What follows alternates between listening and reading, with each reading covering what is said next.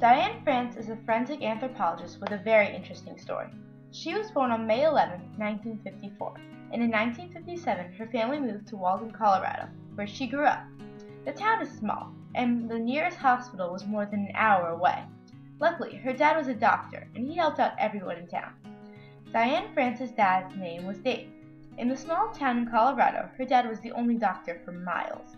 He helped everyone with broken bones, illnesses, and even stitches. He also even delivered some babies. Diane had a younger brother named Mike, who was 3 years younger than her. Her mother's name was Dolores, and she assisted Diane's dad in doing whatever he needed to help out with his work. Her mother was very strict about who she played with and what she was allowed to do. Diane France was very interested in science at an early age.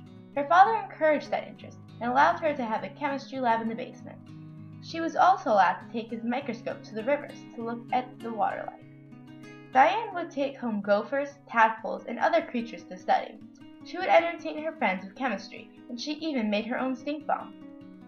One day, her mother told her she should become a nurse, but her dad said, "Be a doctor.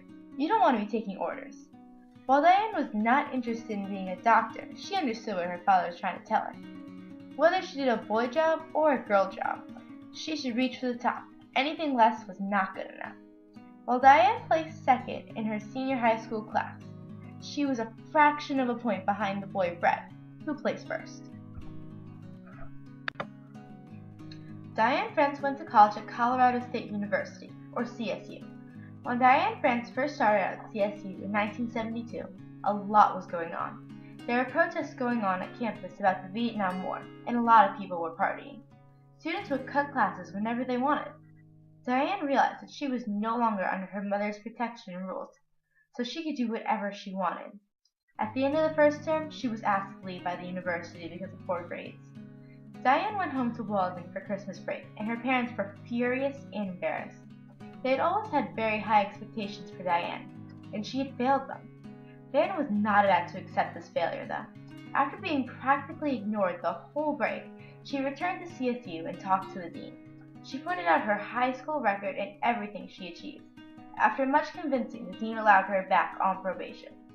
She would really have to pick up her work, for the first term grade still counted.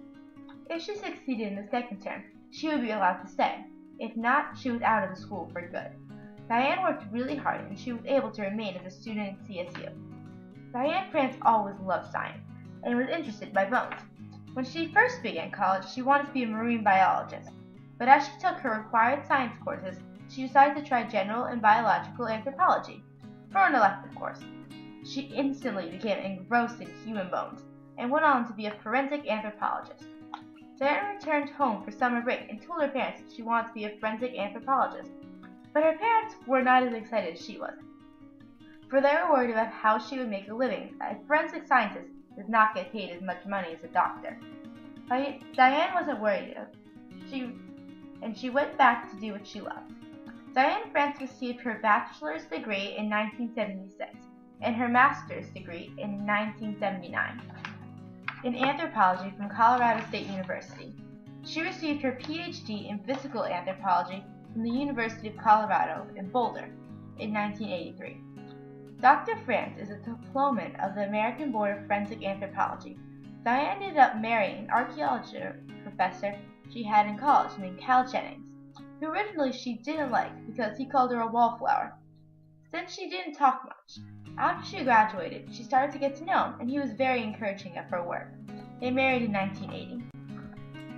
When you know something about the remains you study, you realize that you may be the last person who can give them a voice about who they were and how they died. Diane France is a forensic anthropologist. Forensic means that she is an expert on analyzing evidence in an investigation, which can be a crime, disaster, or a simple accident. She analyzes evidence that comes from bones and skeletal remnants in order to find out the age, gender, height, and how they died, and much more. Diane France was the 41st certified forensic anthropologist in the world. She is great at what she does, and because of this, she was offered a job with the Pig People. Diane worked with the group called the Pig People for a while. They worked undercover to discover bodies of people who had been murdered, and the murderers secretly discarded the body somewhere. This helped in law enforcement and was very exciting. They were called the pig people because they were buried dead pigs in order to see how the environment reacted around them, so they could find areas with similar changes where a body might be buried. This is an example of what the ground above a dead body might look like. Diane learned a lot about uncovering bodies and solved cases of missing bodies too. Diane France also taught anthropology at CSU for many years. She was the director of the university's Laboratory of Human Identification for more than 20 years. Now she owns and runs the Human Identification Laboratory of Colorado. She also owns France Custom Casting, which is a company that gives replicas of forensic specimens and fragile organelles that are very high quality for both humans and animals. Diane France has studied many of the world's mysteries and tragic events, such as the Romanov family. They were a royal family in Siberia, Russia, who were murdered by communist rebels in 1918. She also made casts of the bones of the Hunley boys from the Civil War.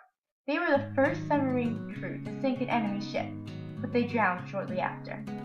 France also was claimed to have made a cast of the outlaw Jesse James from the Wild West. Dr. France is also known to have collected evidence from Ground Zero after 9/11 terrorist attacks in New York City.